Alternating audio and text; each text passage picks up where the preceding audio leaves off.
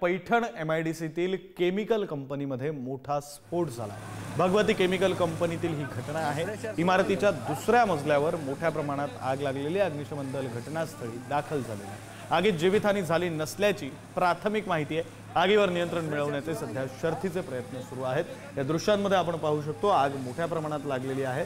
काहीसा स्फोट झाल्याची माहिती आहे, त्यानंतर ही आग लागली आणि त्यानंतर संपूर्ण इमारतीमध्ये या आगीचे परिणाम म्हणून धुराचे लोट पसरलेले सुद्धा पाहायला मिळत आहेत। या इमारतीच्या बाहेर सुद्धा हे धुराचे लोट आपण पाहू शकतो।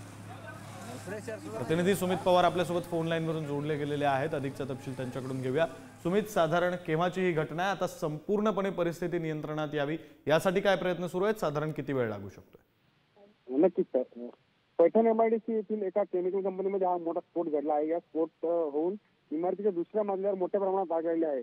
सध्या अग्निशमन दलाच्या 2 गाड्या घटनास्थळी दाखल झाल्या असून सध्या तरी आगीत कुठली जीवितहानी नसल्याची माहिती आपल्याला प्राप्त होत आहे। पैठण MIDCतील भगवती केमिकल या कंपनीमध्ये हा स्फोट घडला आणि सध्या आगीवर नियंत्रण मिळवण्याचे काम सुरू आहे। विक्रांत, बरं, धन्यवाद सुमित दिलेल्या तपशिलांसाठी।